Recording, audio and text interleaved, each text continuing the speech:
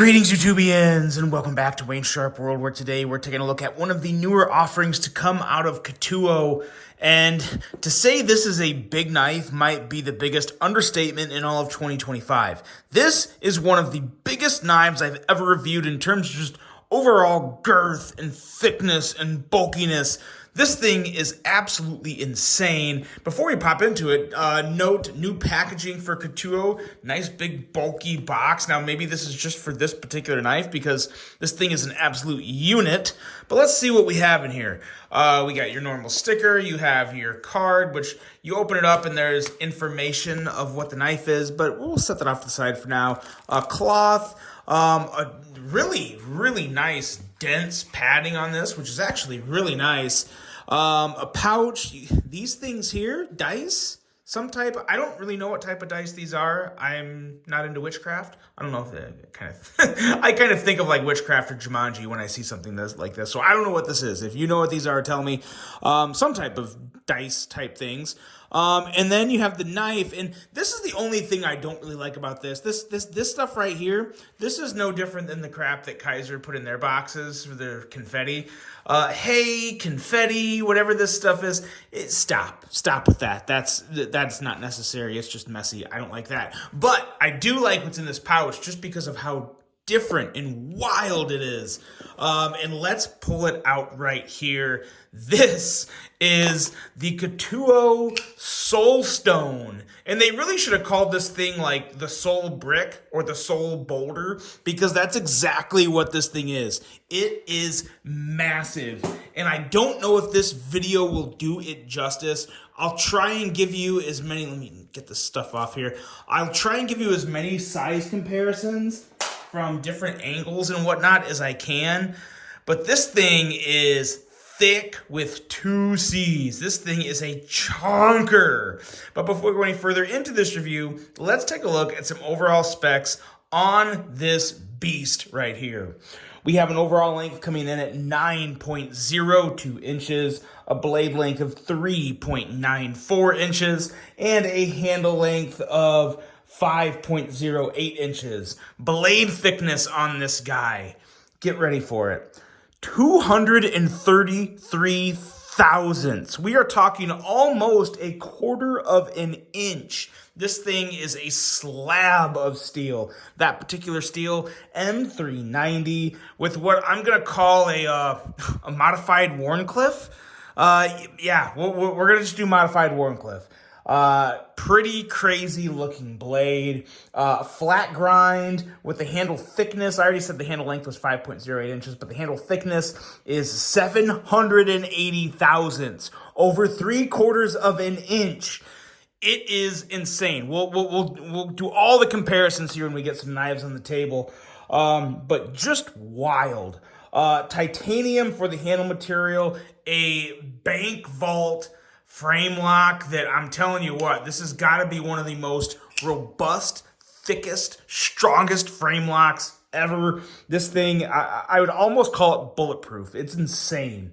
We have a user of a right hand only tip-up carry, a weight coming in at 8.6 ounces, and a price of $385. Okay, let's try and put things into perspective here with a size comparison. That's going to be hard to do. It is legitimately going to be just hard to do, but let's see if we can do it. Here is the Civivi Conspirator. In terms of length, I got knives. I got knives to meet up with the length. The Conspirator here is the Pyrite XL. They still come up short, but they kind of help put it in perspective. I mean, we know how big the Conspirator is. What else do I got here? I think I have a Praxis lurking around. I feel like everyone has there's probably just as many people that know about the Praxis as the Pyrite Light XL. So let's put that on the table. That's a little better. I mean, in terms of length, it's not bad.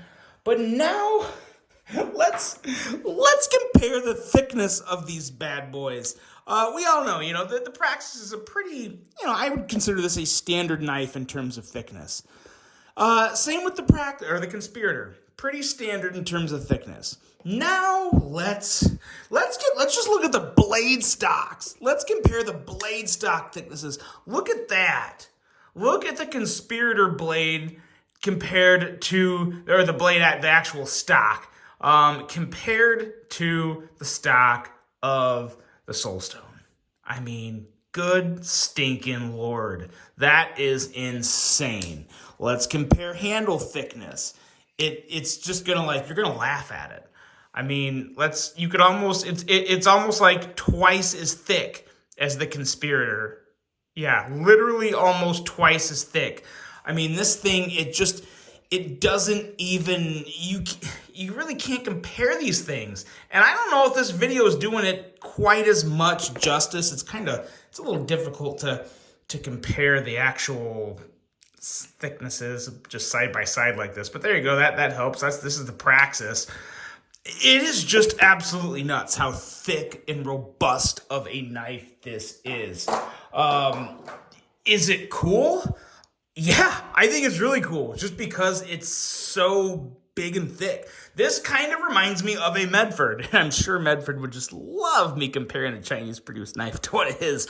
But in terms of just overall size and thickness and beastliness, it reminds me of Medford. It really does. Different design language, completely different design language. But in just terms of build and beefiness, yeah, it's a Medford. This blade here is, I'm not going to say it's like the coolest blade shape ever. I think it's a little goofy. But it doesn't look bad. I mean, you guys tell me. The blade shape itself actually reminds me of, I believe it was the Kaiser Horn, I think it was, from a couple years ago. I think that's what it was, the Kaiser Horn. But yeah, it kind of had a goofy blade shape like this. Just wild curves and points and a sharp tip. We're looking at 24 thousandths behind the edge, so it's not, I wouldn't call that thick, but, not super slicey, and it gets very, very, very thick and chunky up top. So this is definitely more of just like a real heavy-duty user. This is something you can really, really go hard with, especially with the M390 steel. It should hold a good edge. And at this geometry, like I said, it's not going to be super slicey, but it's sharp. It's very sharp. It cuts things just fine. And yeah, it's a very, very interesting blade. The handle itself, there's really, it actually feels very good in hand in terms of just the feel. Now, yeah, you're getting up there in weight. 8.6 ounces. You'll feel this in the pocket. You'll feel this one in the pocket, especially if you're wearing loose pants. You will feel it, sag a little on your pocket, because it's just, it's a lot of steel, a lot of titanium, adds up. Yeah, fully contoured though, so you do have a nice bit of roundness on the sides of the handle. I really like the clip. The clip is actually fantastic. Perfect amount of tension, and it's going to carry rather deep. You're going to see, you're going to see a decent little bit of the handle, but hell, that's actually maybe even a little less. That's, less than a pair of three. There'll be more of a pair of three showing out of your pocket than this guy. So, now granted, with that being said, it's a complete iceberg in your pocket. You're not going to put anything else in that pocket, with the exception of maybe some change or chapstick or something small.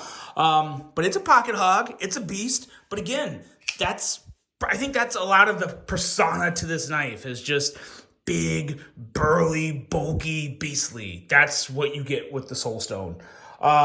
It's cool.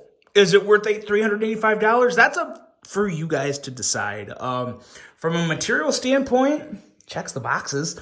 But from a value, value's in the eye of the beholder. So you guys tell me, what do you think of the price of this guy? But I will say this, for as big and heavy of a blade it is, the detent is on point. The detent in action on this knife is very, very nice. This fuller up here, very much middle finger flickable. And they perfected this detent. For as heavy and big as this blade is, this could have been a nightmare. This could have been like one of the worst knives I've ever reviewed had they botched or messed up this detent. And they nailed the detent. They nailed it all the way. Home run for the detent. So satisfying for such a big knife, and to deploy this blade that easily, that's impressive. Whether you think this knife is a banger or ugly, that aside, the action on this guy is pretty on point. It's about as on point as it could get. Very nice front flipper, excellent middle finger flicking action. Is it reach around approved? Oh God, that's kind of. I would probably say no for most people. I have relatively strong hands, so but I still am really. Yeah, I would say no. I would say it's not reach around approved, but the front flipper is very easy, very nice.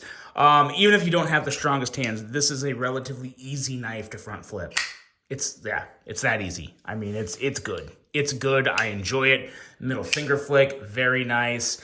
This is a cool knife. This is a very cool knife. It's not going to be for everybody, but it's definitely going to be for some people. Let me know what you guys think of the Katuo Soulstone. Probably the biggest knife Katuo's made.